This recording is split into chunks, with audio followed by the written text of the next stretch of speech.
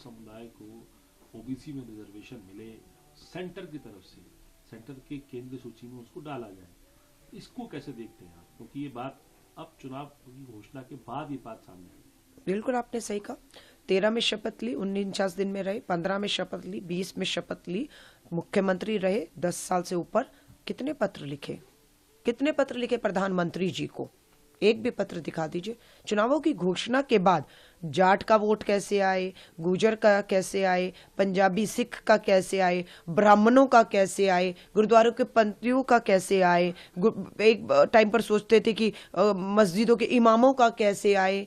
हाँ, मंदिरों के बाहर जाके, गुरुद्वारों के पास जाके, चुनावों के बीच में धर्म को बीच ला के आप ये घोषणाएं करके, ये वही अरविंद केजरीवाल है ना, व्यवस्था बदलने, राजनीति बदलने आए थे, जन लोकपाल स्वराज का नारा लेकर आए थे। कहाँ है वो सब? अरविंद केजरीवाल के सर पे वो टोपी क्यों नहीं है जो रामलीला मैदान में लगी रहती थी? सफेद टोपी लगवा के दिखा दीजिए, उनके सर पर लगा के दिखा दीजिए, चेहरा बेनकाब हो जाएगा। सफेद टोपी, एक तरफ स्वराज का नारा, एक तरफ जन लोकपाल का नारा। आज दोनों नारे हैं कहीं पर? मैं पूछना चाहती हूँ क्यों नहीं है वो नारे? लोग पूछेंगे ना, जन लोकपाल का, स्वराज का है। लोकतंत्र अपने आप ही टीवी चैनल पे बैठकर घोषित कर दिया अगले मुख्यमंत्री कौन होगा, मैं हूंगा। पार्टी का लोकतंत्र कहाँ है? पार्टी में तय हुआ। दिल्ली ने तो विधायक का भी फैसला भी नहीं किया। अभी 5 फरवरी को वोट करेगी पहले दिल्ली, फिर तय होगा।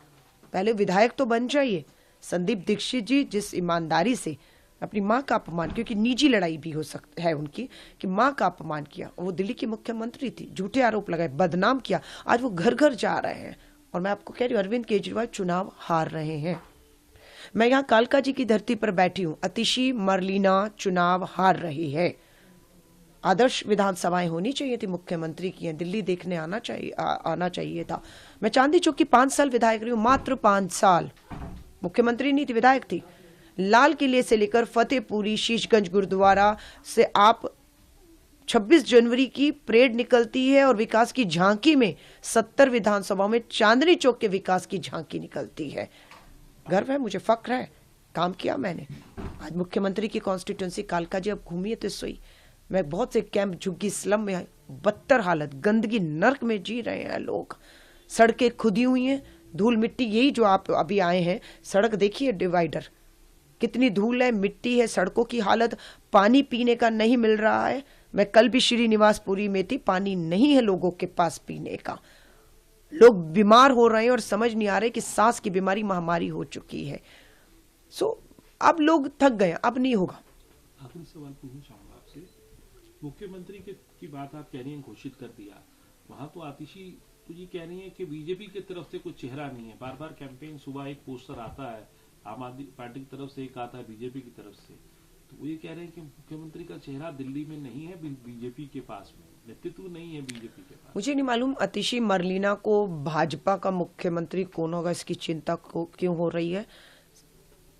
सच तो ये कि अतिशी मरलीना मुख्यमंत्री नहीं बनने जा रही दोबारा। अरविंद केजरीवाल जी ने कह दिया टेम्परेरी है, और लोग ये महसूस कर रहे हैं कि मुख्यमंत्री होकर जो काम नहीं किया, टेम्परेरी है, वो कह दिया अरविंद केजरीवाल ने। जा रही है तो खाली विधायक बनकर, तो कुछ पहले भी नहीं किया है, अब विधायक ही बनेंगी तो क्या कर लेंगी? कुछ नहीं कर लेंगी। तो टेम्परेरी मुख्यमंत्री, अब टेम्परेरी सीएम रह गए। 5 तारीख को फैसला हो रहा है, बड़ा बदलाव कालका जी में आप होते हुए देखेंगे। रमेश बिदुड़ी, मैं आज भी कह रही हूँ, रेस से बाहर हो चुके हैं। अपनी बोली, अपनी कथनी, अपने व्यवहार की वजह से आप कालका जी की महिलाओं से पूछ लीजिए, वो कह रहे वोट बाद में मांगेंगे, माफी मांगनी होगी। ये पूरी कालका जी की महिलाएं कह रही हैं, और अभी भी अखबार में आ रहा है, चर्चा चल रही है।